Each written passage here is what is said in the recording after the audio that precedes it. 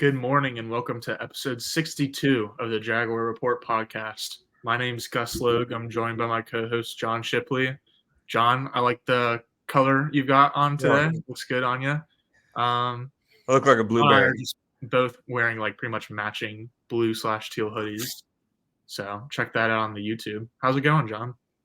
Good. I look like a blueberry, but otherwise good. No, I don't that's own the many second time you hoodies. told me that joke. It hasn't Yeah. been true either time. Yeah. Well, it's the second Here's time what- I've worn this hoodie like in the last 10 days. I don't own many hoodies. It's cold weather. Hey, you know what else it I is? hate it. It's too cold. It's officially cold. Someone asked that on Twitter. They were like, when is it cold weather? Because they were confused, I guess, about me whining about the cold weather on the last episode. And I'm like, I had to put on a hoodie. That means it's cold outside. And that Oh, yeah. means I'm going It's to be whining. 1,000,000%. And, cold, some cold feelings this week. It's the Doug Marrone revenge game. The icy heart Doug Marrone coming to take down the guys who try to put him down. Yeah, no, I'll just be like upfront. I hate Thursday night football. I think I'm trying to remember like the good Thursday night football games I've seen that aren't like the first game of the year. And off the top of my head, it's like, God, I can't even think if I can tell you any right now. Like it doesn't really happen. Of like a good Thursday night football game. Yeah, I feel like the Rams had one or two really good ones in their heyday. Like maybe one against when Kurt Warner was there. The season opener last year was Thursday night football, I think. It was games that was good. And then I think Rams Vikings a couple years ago when it was like 50-50, that might have been Thursday night. But those are the only two games I can think of. I'm with you. Doesn't count if it's a season opener. No. Asterisk. Okay. But I'm doing good otherwise. Episode 62, man. Wow, look at us. Honestly, as a fan, I like Thursday night football just because it's like something on the television to watch. But like in terms of pretty much everything else, it's terrible. Like if you ask any coach or any player, like it's just no Gouda.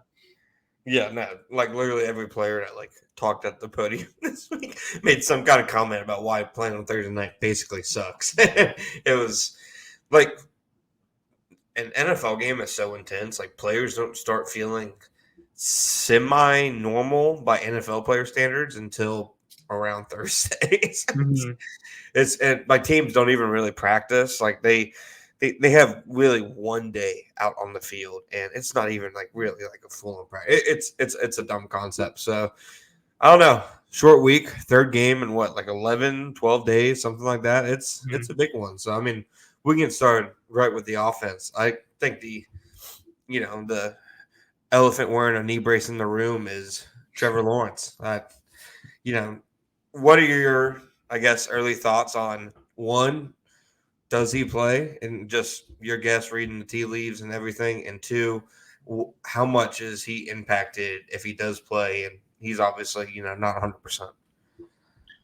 I think he does play, which is just based on me reading the tea leaves. I'm prepared to be wrong, but one of the big things I keep coming back to is like Joe Burrow's injury with his calf and how like he's clearly not 100%, like still isn't 100%, but definitely wasn't at the start of the season. But he was going out there anyway, and I feel like that's just like not a Bengals thing. That's just an NFL thing where it's like pretty much like almost every player I feel like is probably playing hurt to some extent. So like you got to be able to like just like get out there and contribute wins to your team. If like a team like the Bengals with their star quarterback is doing it, then like I think that like you would see Lawrence like try to tough through it and get a win even on a short week. He also like said at the podium yesterday about like how he's like competitive and like is kind of like proud of the fact that he hasn't missed an NFL game in his career yet, and like he definitely wants to be out there. But then the other thing I come back to is what happened last year after the Lions game, and he had kind of a gruesome looking injury. I think it was technically only a toe injury, but it didn't look very good as it happened. I was ready to pounce on the use of gruesome there. I was like a piranha to chum. I was ready to go at it. So after that injury, it was like kind of a similar story where like there wasn't a lot of information from Peterson or the team in general about like whether or not Lawrence was gonna suit up for the following game. And then not only did he suit up, but he had that was the Cowboys game was the next game, right? Where he threw, I think, 300 yards and 4 touchdowns. Tennessee game. Oh, it was a Tennessee game. Well, Yeah, either game. way, it's still a really good game for Lawrence. Well, probably his most productive game as an NFL quarterback. It seems like the thing with Lawrence, you never see him rarely see him have the Justin Herbert and Josh Allen, Matt Stafford, stat lines, 360 yards, 4 touchdowns. But he did it that game, and yeah, it was definitely coming off an injury. I'm with you. I think he's going to play too. So they added Nathan Rourke today, signed him to the active roster. Not our standard practice squad elevation, but signed him to the roster, which to me, so if they added him from the practice squad, they could only do it, 2-3 times. So sign him now, that you can basically ensure that if anything happens again down the road, you can do the same thing. I personally think they're doing that to kind of do the 3 quarterback rule. You do see Lawrence play, but you also see Rourke active, which, the rule is he doesn't count toward their active game day, roster. So they don't have to. So normally in the past, if you had a third quarterback, you have to sit an extra offensive lineman or defense lineman or something, which is asinine. So nobody's carrying 3 quarterbacks. Mm-hmm. If you're on the active roster now, they can do that, but he can only play if the first and second quarterback get injured. So it just kind of prevents them from being in a, what happened to San Francisco last year happens to them. Lawrence gets, hurt early in the game, and then something wild happens to CJ Beathard.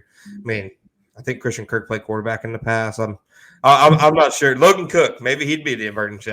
Honestly, Logan Cook and a Doug Peterson offense, I'd kind of want to see. That would be a fun question. Who would be the next best Jaguar at quarterback? Etienne had a pretty good wildcat snap last week. Did you watch the sounds of the game? No, I haven't yet. Yeah, after he's telling Christian Kirk, he's I'm gonna throw one to you next time I'm there, and then the mic'd up Trevor Lawrence.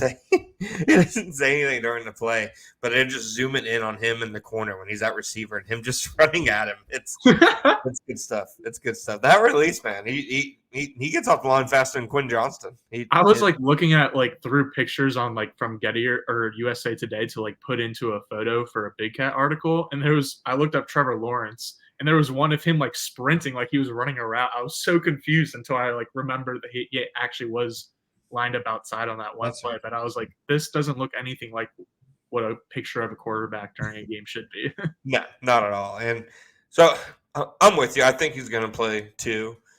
Maybe, we're wrong, but literally nothing to me has so far indicated that he won't play. Mm-hmm. But I do think in the case that he does play, one, you're going to see a lot of basically their game plan in week 4 against the Falcons when he was getting the ball post-snap and immediately delivering it. Not many deep shots at all other than on extended plays. I think that's more or less the kind of offense you'd see.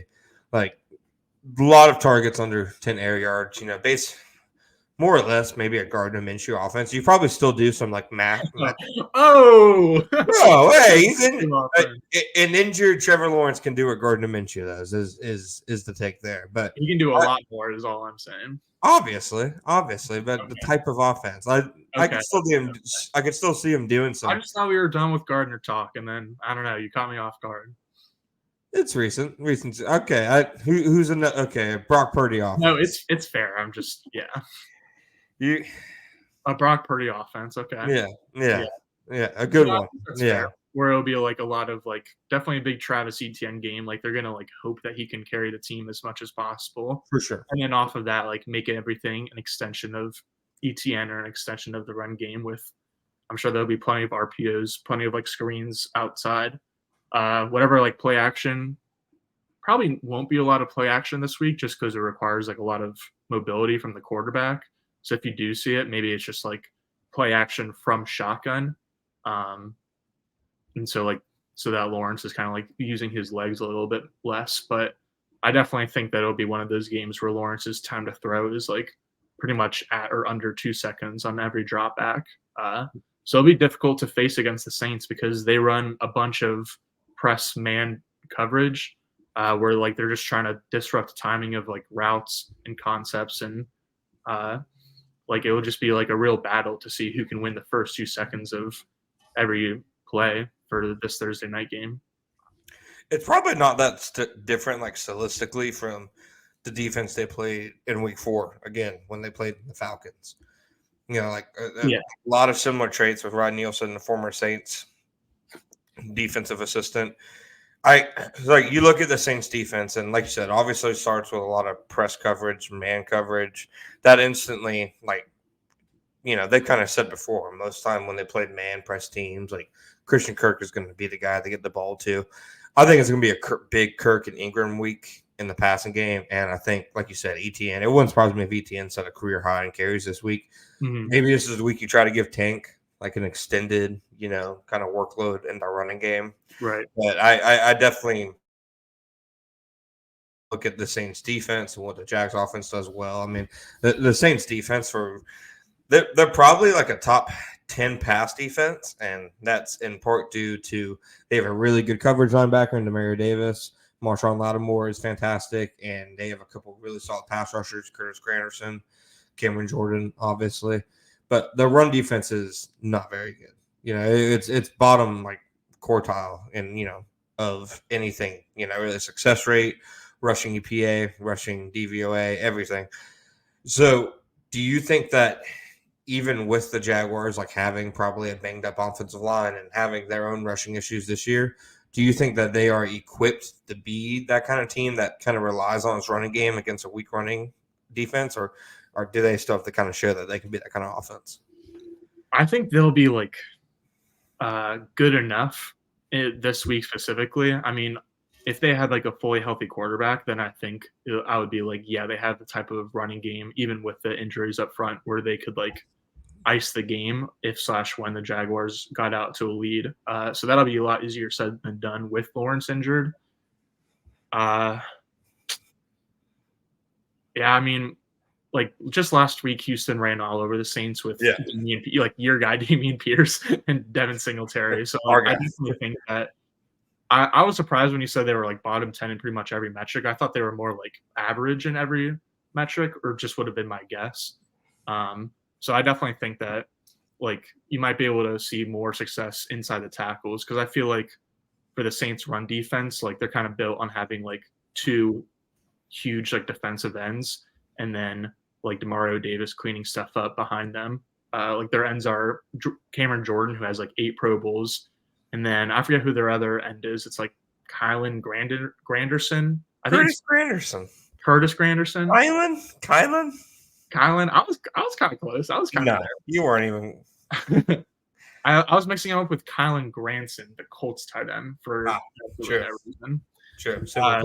But Granderson is like kind of a lesser known name, but he's been really good across Cameron Jordan this year. So I think like those are like the 3 kind of like pillars of their run defense, at least, is like the 2 bookend ends and then Demario Davis in the middle. So if they're able to take advantage of like beating New Orleans' defensive tackles in the middle, then I could see ETN actually having decent efficiency to go with like the great volume he's had so far this year. I think this could be a week you see, again, a lot of 12 and 13 personnel. You saw it a lot last week with Brendan Strange and Luke Farrell both playing, about half of the offensive snaps. They've ran the most 13 personnel in the NFL the last 2 weeks. And they have, 17 carries for 70 yards and a touchdown on 13 personnel. I think they've had 13 personnel in like 20 plays, and they've ran it 17 times. So like they're basically like trying to establish that and running it down team's throats, but they're also showing glimpses of setting up the play action game off them. Like Brendan Strange, his catch on the screen last week was a perfect example of it.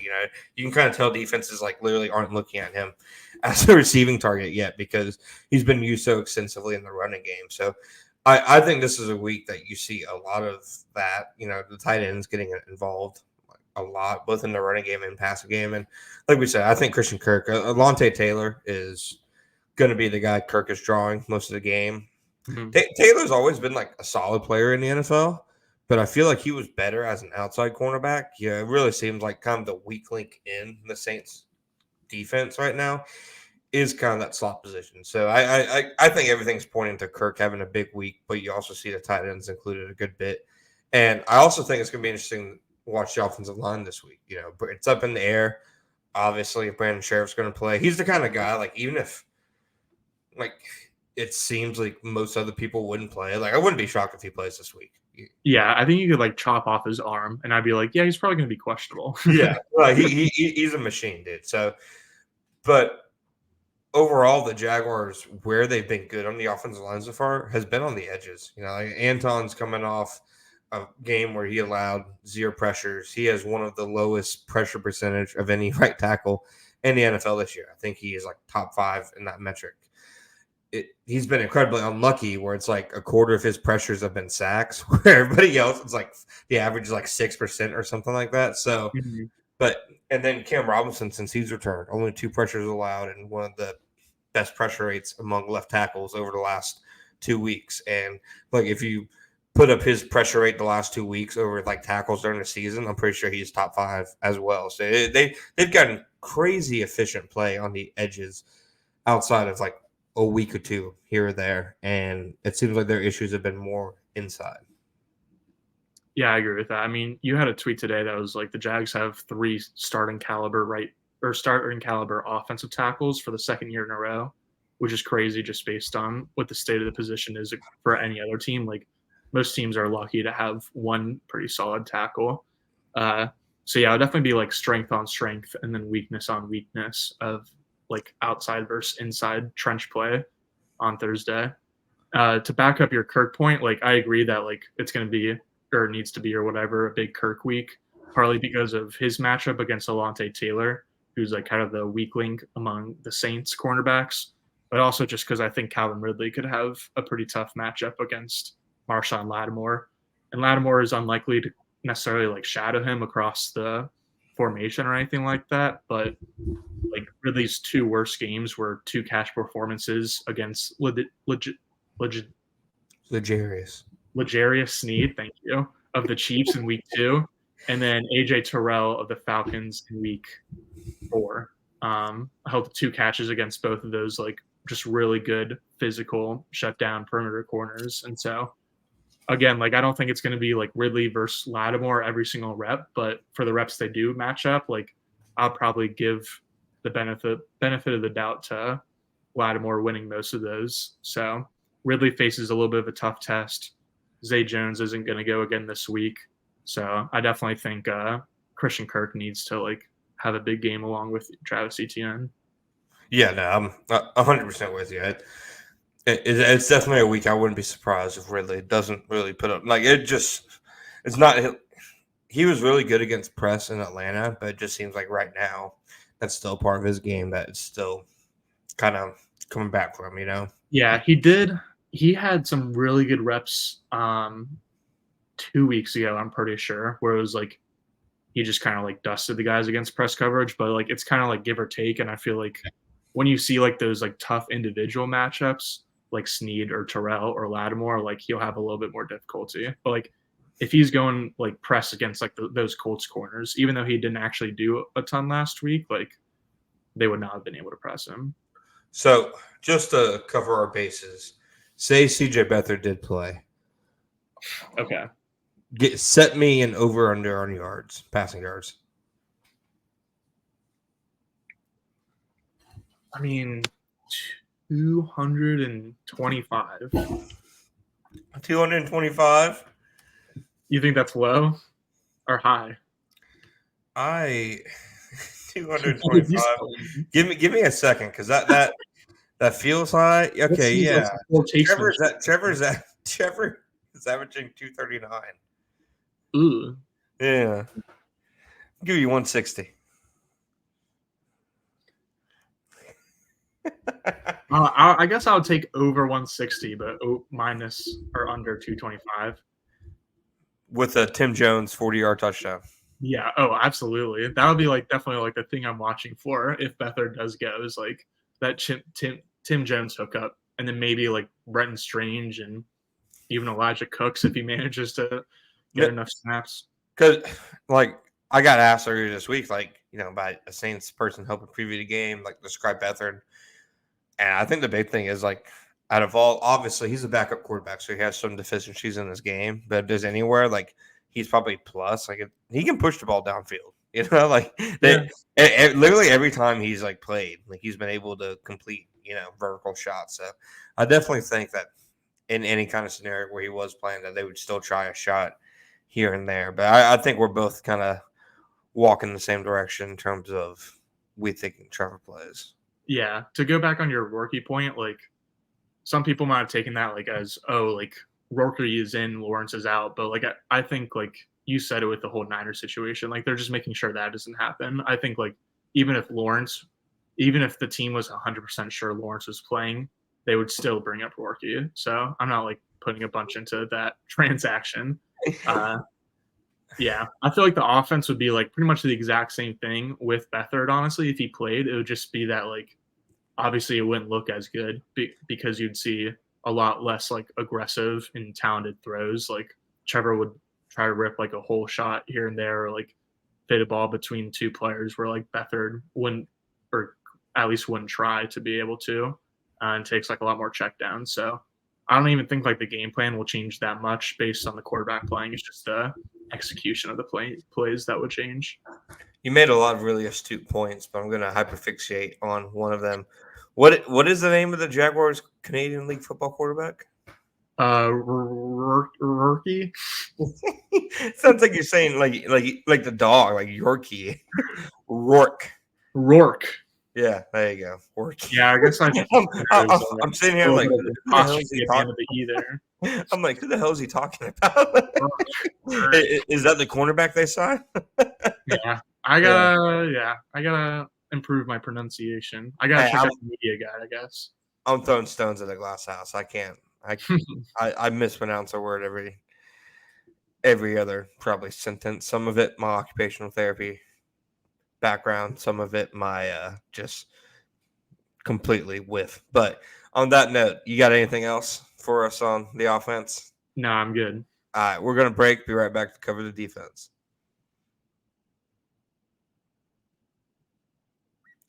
All right, Gus. Mike Caldwell, Pete Carmichael, steel cage match. Who's coming out? I gotta give it to my guy Pete. Yeah, your guy. I think Pete's coming out. Yeah, your guy Pete Carmichael beat Mike Caldwell okay. I think the Jags are about to do dangerous things to Pete Carmichael's offense, man. He like, as somebody who like just started diving into the Saints this week, like I've been seeing stuff like I follow some awesome fans on Saints Twitter. The guys from the Saints Twitter podcast, Adam and Ryan, they're dope. I know pretty well the Saints fan base's disdain for Pete Carmichael, but I haven't like looked at their offense at all until this week. Mm-hmm. And it's like the most probably like basic like lineup and just like like Madden offense like ever.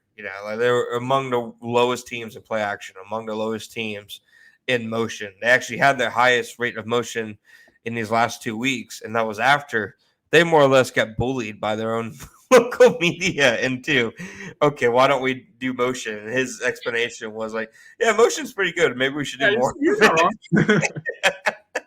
So just, your general impression of the Saints offense. I mean, how dangerous like are they? Like they are basically a worse version of like the Jaguars offense in terms of EPA and stuff.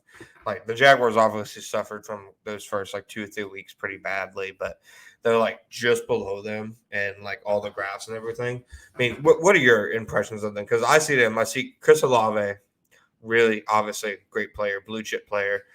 Michael Thomas and Alvin Kamara are still serviceable. I think Kamara probably more so, but not what they once were. Right. And Derek Carr is he's a guppy. He is gupped. He's gupped out. That's at least my impression. I don't think it's an offense that should scare like a team like the Jaguars. I think they played a better offense in week 3, honestly. Yeah, I think I had kind of a similar reaction to you where like on paper, it looks like it should be somewhat of a scary offense just based on the skill players between Kamara, Thomas, Olave, and then Rashid Shaheed is a really good special teams returner. And then like, I mean, he's basically a go ball merchant, but he's pretty good at it. He is just like a role player. So it's not like he's a full-time wide receiver who's a go merchant. So you can actually respect him for it. But it's like it's a explosive offense on paper, but just not when you actually see it on the field. Like we were talking about those like low motion rates and play action rates, and like Derek Carr is just still Derek Carr. I looked up some stats, and this year he ranks a respectable 8th in completion percentage over expected, but he just has a 5-3 touchdown to interception ratio, and he's no better than 19th in yards per pass attempt, yards per game, and passer rating. So he's been pretty bleh, other than being somewhat accurate, which has been kind of like always the Derek Carr story. So I think like maybe some people were thinking like, oh, maybe there would be like we'll see a different Derek Carr than we saw in Las Vegas / Oakland now that he's on a different franchise with some different weapons. But like he's still like one of the better game managers in the league, but has never really shown like the ability to truly elevate an offense on his own. So I'm with you that like I think like the offense is just so bland that the Jaguars have a good chance to kind of take advantage of that dullness. Yeah, I'm with you. And so, like, this isn't going to be, when you watch offenses like the Colts offense last week and the Falcons offense in week 4 with basically like a milquetoast quarterback, like an average kind of bleh quarterback, like normally those offenses sometimes will still attack the intermediate part of the field a lot, but Carr doesn't. Like basically everything is outside, on the boundary, outside the numbers on perimeter, whether that's going deep or whether it's, 10-yard hitches or even, close to the line of scrimmage. So I think you're going to have a lot of like Jaguars guys playing on an island.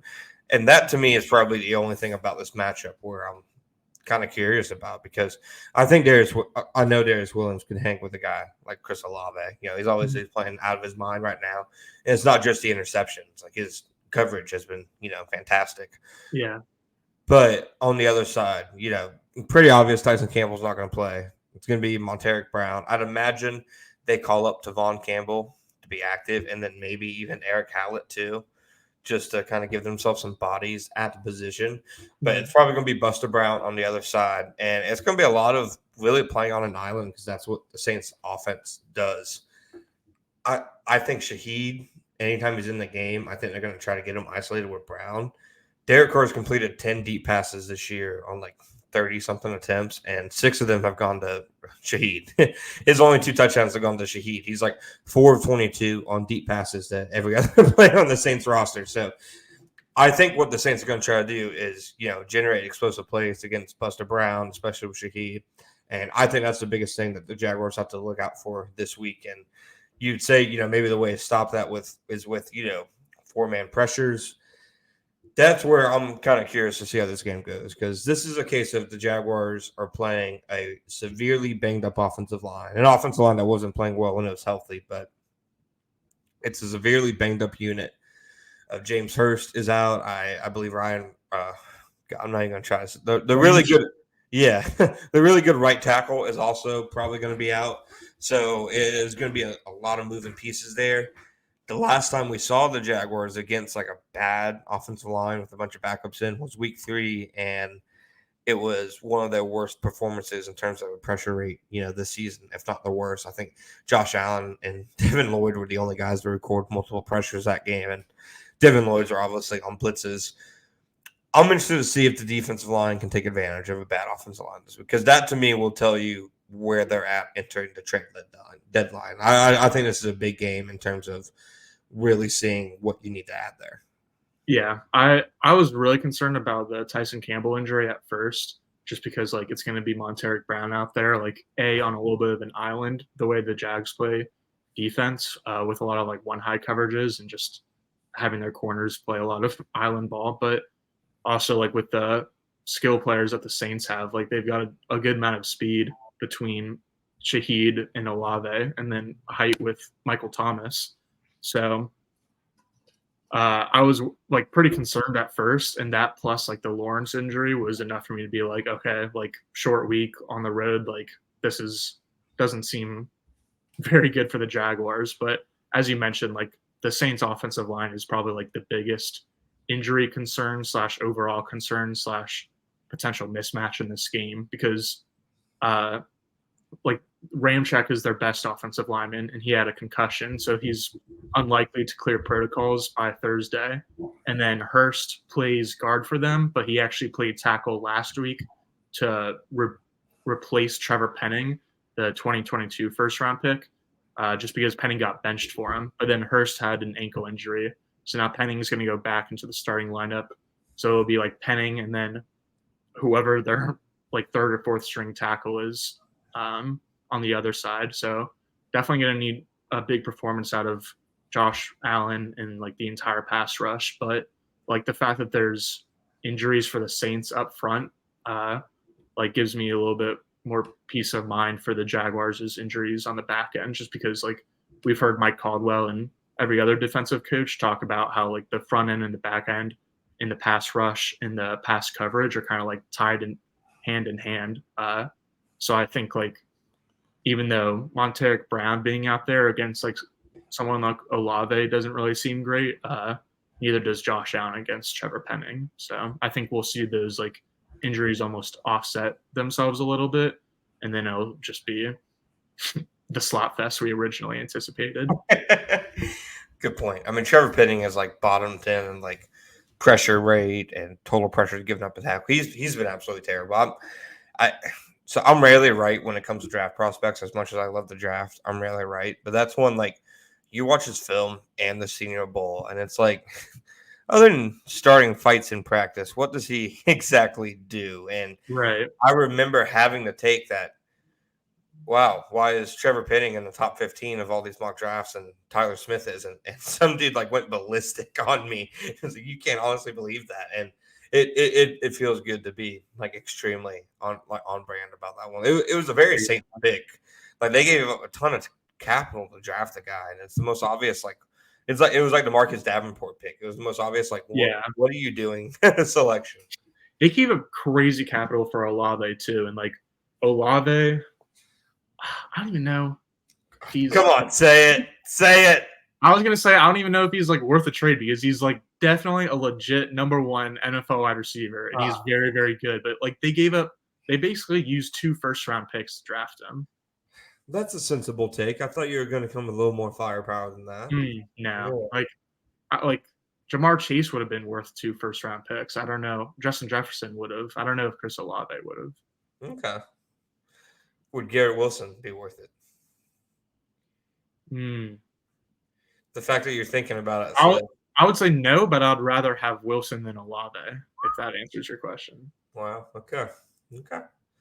That's a little closer to what I wanted. Had to kind of get it out of you. Yeah, I'm not going to give it. Baby steps. Okay. Baby steps.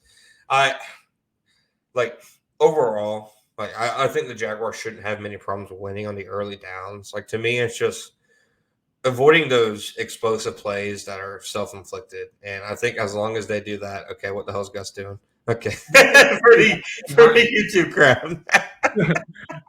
I had to get rid of the teal combo now. It was just fair enough.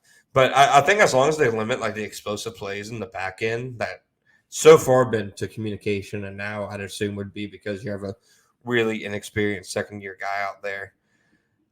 I think as long as they do that, defense should be able to, have another strong game. My thinking is if the Jaguars' clearest path to winning this game is forcing short fields, turnovers, that kind of thing, and taking advantage, I still think they can do that without Tyson Campbell. Yeah, I'm looking forward to like how both coordinators for the Jaguars kind of like do a little bit more scheming up with like significant injuries on both sides of the ball, like what Press Taylor does in the passing game, but like overall game plan for an ailing Trevor Lawrence that like can't move as well as he usually can, and then for Mike Caldwell, like just like helping out his secondary a little bit more than usual. But I think I'm probably like less concerned about like the job that Mike Caldwell is going to need to do to quote unquote hide Brown, just because like, again, on paper, like Olave or Shaheed would be like a tough matchup for Brown. And like, you would expect plenty of like shot play opportunities from the Saints, but I just feel like it's not really like in the identity of the Saints or Derek Carr to actually take a lot of shot plays. Like they'll just take them like as much as like you really need to as an NFL offense to like keep the opposing safeties not 5 yards away from the line of scrimmage. But then also so it's just not really in their identity, I feel to take shot plays. Plus with the offensive line injuries, I think we could see a couple of deep targets, but I'm not overly concerned. Yeah. So, while we're recording, the game stats report has come out. Tyson Campbell ruled out. Devon Hamilton ruled out. Zay Jones ruled out. Walker Little ruled out. Trevor Lawrence and Brandon Sheriff are both questionable. That probably means Sheriff is playing, and I think we both expect Lawrence to. As for the Saints, Jawan Johnson is out. Safety JT Gray is out. Tackle Landon Young is out. James Hurst is out, and Ryan Ramczyk is also out. And then they have that first tackle. Sorry, is the first tackle you named is the third or fourth guy that I was trying to think of his name. So the fact that he's also out is significant. Yeah, and then you have Demario Davis, Lonnie Johnson, Tyrann Mathieu, and Jamal Williams questionable. So some pretty significant injuries for both sides. But basically, the Saints' offensive line is decimated right now. And like I said, this is a game to me. If the Jaguars don't dominate in the trenches on defense, to me, then that should be okay. We need to make a move at the deadline for the front office. That should be the move that, to me, if I was front office guy, would be okay. Now is the time to really do something here. I'm not sure if they would, but I think that'd be okay, time for just from the front office perspective. If I see a game like that, I'm thinking, okay, we need to basically have some sense of urgency here. We need to make a move. I'm not sure what I really think happens. I feel every time they've played a bad offensive line in the last couple of seasons, they just rarely take advantage of it. But they're just the way that they're playing right now, I think that they do. I'm just not sure how much pass rush it truly generates, because I could see. I mean, Derek Carr is not going to hang in there pocket all day, dude. He's the last quarterback who's going to be willing to do that. So he's probably going to be getting the ball out of his hands pretty quickly too. So it'll be interesting to see. Yeah. I got no other notes. Nope, I'm good on defense. We're going to be right back with our predictions and some questions from the fans. All right, Gus, why don't you lead this two-step? All right, you want to do predictions first? No, let's take questions from. You want to take some questions from your fans first? Let me get the Bird app pulled up. You still call it the Bird app? I like that. Marhism asked, "Can we glean anything from Trevor's performance against Atlanta?" And quotes former Saints coach, now is the DC, to predict this week. You kind of mentioned that earlier. Yeah, I think so. I think you can expect the Saints probably blitz less than the Falcons did. I think the Saints are they're one of the highest pressure rate teams, but I think they're on the lower end in terms of blitz rate. But I'd say probably similar in terms of the kind of different fronts they throw at you. It's just they're going to try to hit home with their front four more often. So I'd say probably similar. Yeah, I agree. Joe Morgan asks, "Does the status of Sheriff and Little affect the decision to play Trevor?" I want to say no. I want to say coaches think independently of that, and they're playing if to me, what my understanding is, if a guy's healthy, he's going to play basically regardless of the context. If he can play, he's going to play. Teams have so much money invested. There's only so many of these games. Players are trying to hit escalators, et cetera, et cetera. So I don't think so. But I'm also if you're the Jaguars, putting Trevor Lawrence out there is a bigger injury question than putting Brandon Sheriff out there questionable. Obviously, that's the franchise right there. Right. Sorry, I thought I was going to sneeze and then I didn't. How long would you immobilize yourself to heal Trevor to 100% for tomorrow's game? I'm going to go with 5 seconds because I don't care that much enough to immobilize myself. Maybe if the question was maybe if Trevor's injury was more serious, then I would go for more than 5 seconds. But yeah, how long are you going? You went 5 seconds longer than I would, but could I immobilize you? Okay, yeah, that's a better way of putting it. Because we didn't really have any incentive for immobilizing. I don't even need. it's either like he plays or he doesn't, and we still do just our take Trevor out of the equation.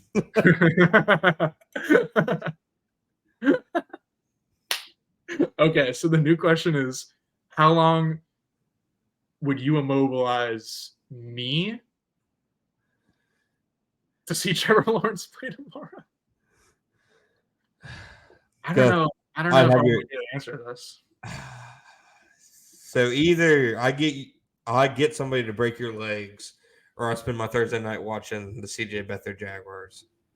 Yeah, it's pretty much that. You ever walk with crutches before? No. I'll get used to it. All right. How does it feel to get balky balled every week? Haha. Terrible. Is Urban Meyer the greatest Jaguars take? Is Urban Meyer the greatest Jaguars talent evaluator of all time? Was that really? No, answer the balky ball question. I said I hate it or something like that, or it's terrible, and then I moved on to the next one. I don't think we needed to spend a ton of time on it. I love that somebody asked you that. Reach out to Ryan. I just retweeted that. All right, what was the actual question? Where does Urban Meyer, or is Urban Meyer the greatest Jaguars talent evaluator of all time?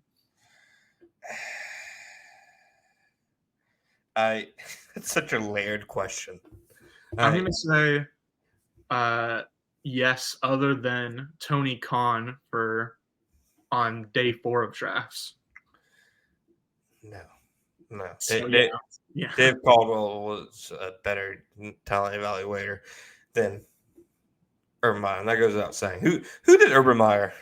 Everybody always says this, but who did Urban Meyer take that has so impressed them? It wasn't Trevor Lawrence.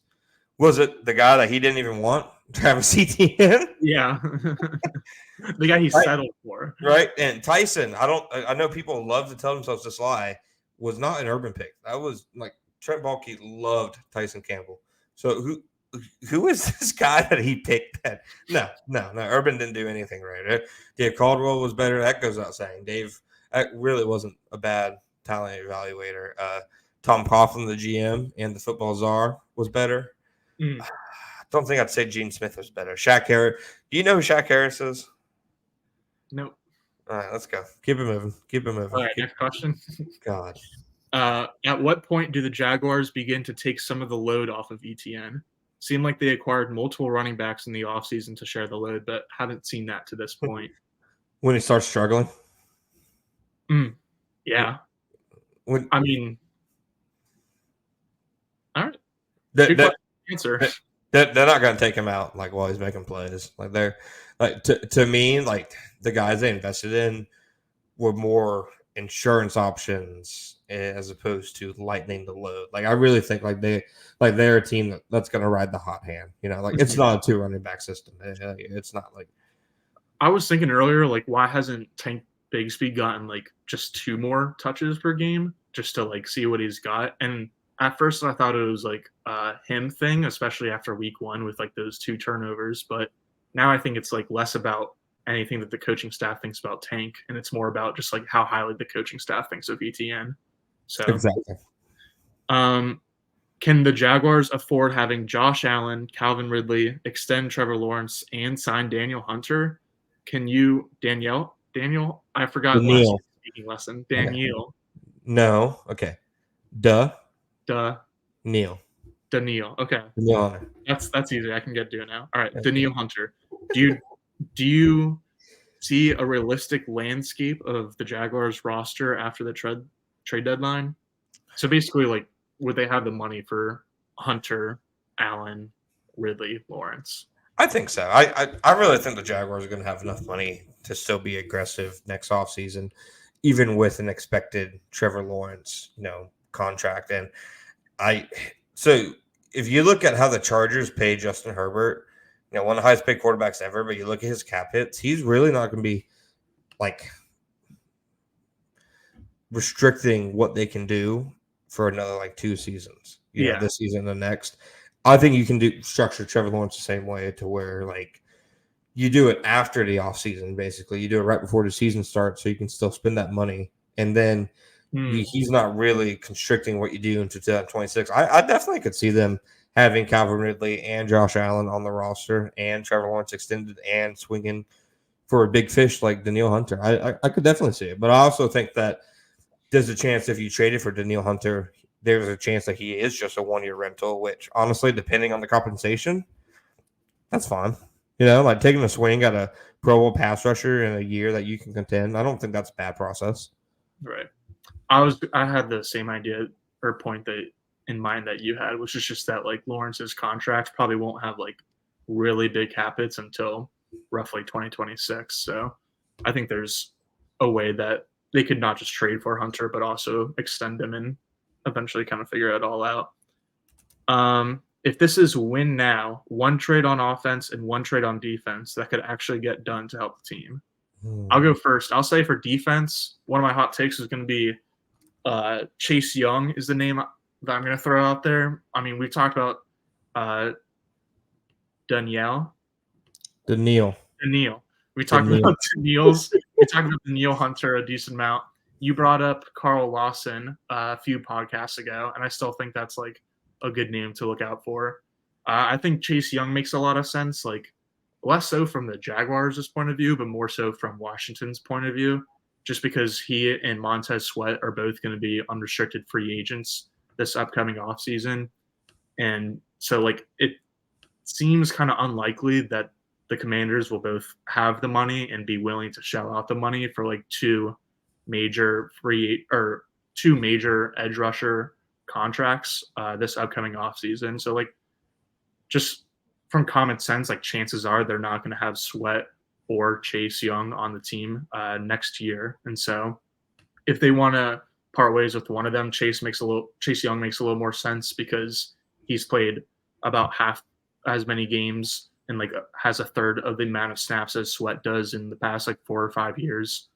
And his like 5th-year option was just turned down. So basically, I just think it makes a lot of sense for Chase Young to be moved at the trade deadline. And since like edge is probably the only position that makes sense for the Jaguars to trade for, I just think it's a name to monitor.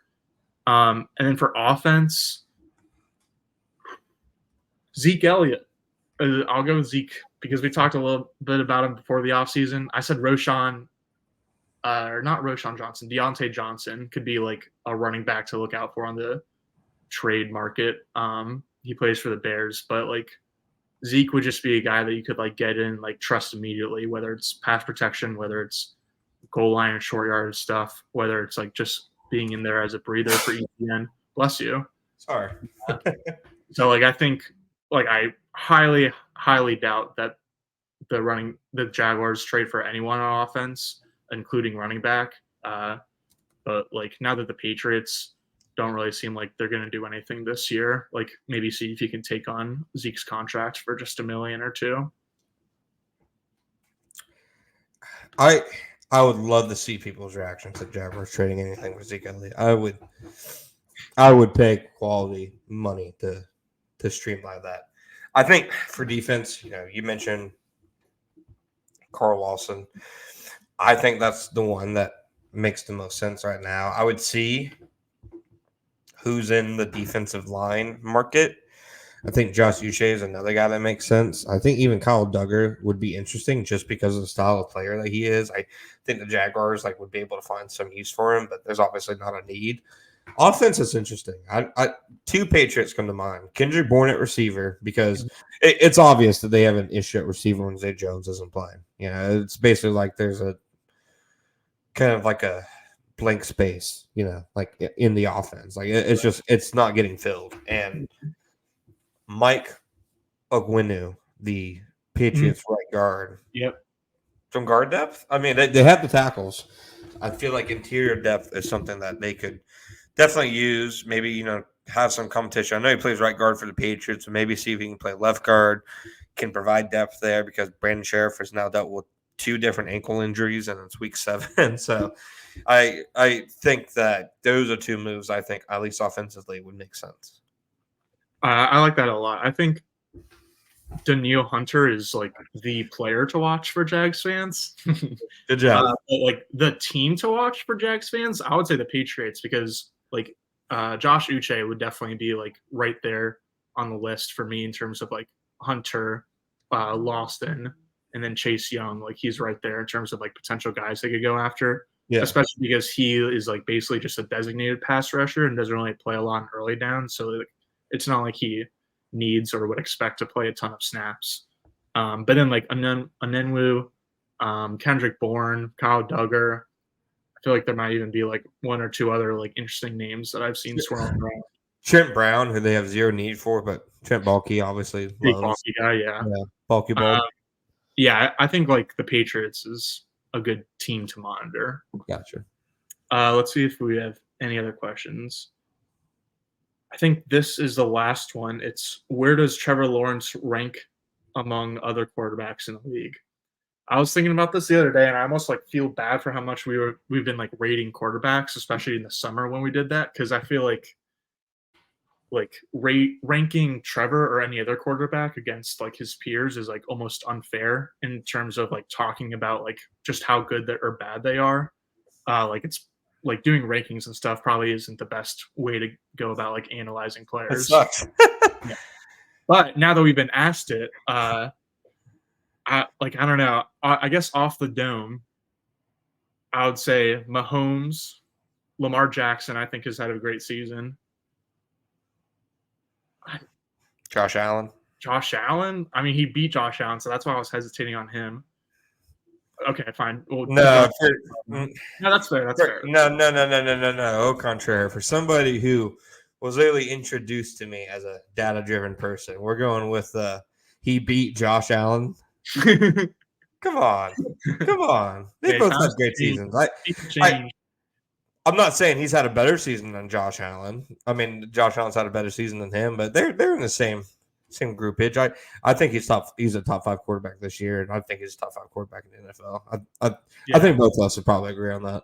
Yeah, I think that's a good way of putting it. Like we could sit here and quibble quabble about like those specific rankings all day, but I think like top 5 both this season and in general is pretty fair, even if the stats sadly may not necessarily reflect it right now. Didn't Josh Dobbs beat Dak Prescott? I hate you.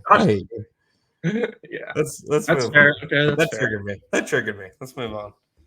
All right, you want to do? Let's do our locks of the week. Hot takes of the week.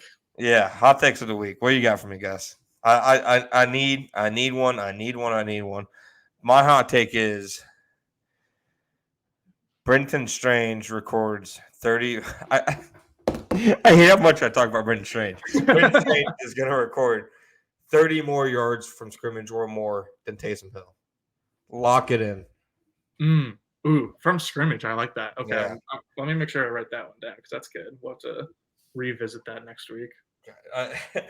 I retweeted that one account who tweets random all 22 clips, and somebody was like, "Is this a Brenton Strange burner account?" And he's included in a lot of these. Yeah. Yes, it is. That's fine. Then Taysom. My whole take is that the Brandon McManus is going to hit 5 field goals. We talked a little bit about like how good he was last week and like how just good he's been this season.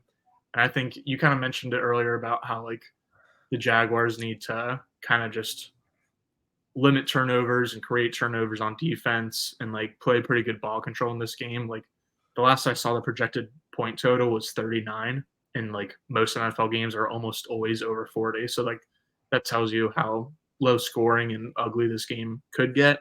So I think as long as they win the turnover battle and like the defense kind of keeps doing their thing, then like the offense won't really like feel the need to put a lot on Trevor's plate or just a lot on the offensive plate in general. So I see the Jags like getting pretty good field position a decent amount of times throughout the game, and then like the Jags not necessarily being in a huge like rush to reach the end zone. So I think it's going to be a big Brandon McManus game. I like that take.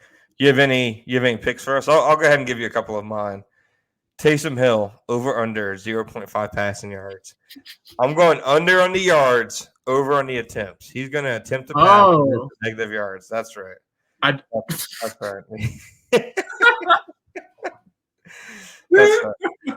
Right, that's pretty great. I'm being serious too. Okay. Calvin Ridley, 54.5 receiving yards. I'm going under. Christian Kirk, 49.5 receiving yards. I'm going over. Way and over. Then Travis Etienne, 63.5 rushing yards. I'm going over. I'm also going over Tank Bigsby, 11.5 rushing yards. Ooh. Yeah. Do they have a Travis Etienne number of carries prop? They don't have carries and catches. If they had catches, I would literally not tell Sarah and put our entire wedding fund into it and do overs on Evan Ingram catches, even if it was at 10.5. But no, they did not. 4.5. I'm looking at Underdog right now. So 4.5. You had that in the first quarter. New lock of the week. New lock of the week. Instead of Taysom Hill, are you sure? Yeah, that's still a lock, but that's not the lock. It's not the lock. Okay. Yeah. All right. Yeah, I mostly really like. I'm with you on all of them, but especially Christian Kirk, and I would have liked an ETN over carries if it was available anywhere. I got one for you. Alvin Kamara, 30.5 receiving yards. You like the over? What do you like? I think it's under for receiving yards, honestly. I do too. I think I would like the over for his catches, but his under for his yards. So give me the Taysom Hill treatment for that prop, because I think I don't know, we kind of saw last week the Patriots, the Jaguars allowed a ton of underneath check down passes, but they're able to rally to the ball so quickly. And that's true. Kamara is no longer one of those guys you were talking about Bijan earlier in the year, where he's just hands down one of the most dangerous ball carriers in the league. He's still very good. Just I feel like I haven't seen prime Kamara in a year or three. That's fair. Okay. Predictions. I got Jaguars in a 17-13 slop fest. Just two pigs roll around in the mud with Kirk Herbstreit commentating on it. I think it's going to be a sloppy game that the Jaguars win thanks to their defense and turnovers. And when you have a hurt quarterback, that's fine. 5-2, that's fine. I think Jaguars win 17-13. I had 17-13 Saints originally written down, just because I always thought that Lawrence was going to play, but I was like, man, this Tyson injury could be pretty big. We talked the entire offseason about what would happen if he or Josh Allen went down with injury, and now we're about to see it. Hopefully it'll only be for 1 week, but then I kind of saw all the injuries that the Saints have, and that sort of balanced things out for me. And at the end of the day, I think an injured Lawrence is still probably better than Carr, and Carr's a little bit banged up too. And the short week is definitely tough, and playing in New Orleans with that crowd in the Superdome is definitely tough, but I just think the Jags are a better team. So I've got Jags 22, Saints 15. Ooh, okay. That's a weird one. Yeah. I got to 22 because 5 McManus field goals is 15. Throwing one touchdown, and that's 22. You're disgusting. I don't really know how I got to 15. That just kind of came to me. You're disgusting. Thanks. All right. So I got one. I got a recycled hot take for you, which is that the winner of Ravens Jaguars in week 12 or whenever it is, might be week 13. The winner of that game is going to the Super Bowl. The Ravens have a great quarterback. They are not going to be a Super Bowl team. I mean, just watch them in high leverage situations. They are the weirdest team in the league. I'm not going to trust the Ravens to win a big game. You're not necessarily wrong, but just them and the Bengals and the Chiefs and the Bills just seem they all have things to figure out. Yeah. And not that I necessarily have more trust in the Ravens than any of those teams to get it figured out. Yeah. But I think there's definitely a path to them figuring it out, because for sure been around forever, and the receivers haven't been totally healthy, and my Super Bowl pick, I feels 12 months ago now, was the Ravens. So can't change. The Ravens I still feel solid about as sleeper might not be the right word, but like Super Bowl contender that's not like a heavy favorite. And then I'm just like, I think the Jaguars are like officially a Super Bowl contender, even if they're at the bottom of the list. Like I don't know if I would have said like before the season started that they like can win a Super Bowl, and I think they can win a Super Bowl. So the hot take is that the winner of Jags Ravens later in the season is going to the Super Bowl. Yeah, no, I think the AFC is wide open. I really do, because like you said, like all the top teams, like every team is like good but flawed. There doesn't seem like there's a complete team really. So I'm with you. That's not a bad take. I like that for a recycle take. Oh yeah, it's recycled though. I was kind of just harping on an old one, so I still got a little work on my takesmanship a little bit. I'm still hitting the lab, hitting the gym, whatever. Yeah. All right. Well, thank you all for listening. I'll let you guys know directly, straight from the horse's mouth. Have not given any consideration when we're recording post Thursday Night Football. You'll find out when we do. Yeah, we'll talk. We'll talk about it. Well, maybe it's Monday. Maybe it's not. Don't know. You'll get it when we say. That's our kind of brand relationship. But thank you guys for listening. We appreciate it. Until next time, I'm John Shipley, my co-host, friend, Gus Logue. We'll see you guys next time.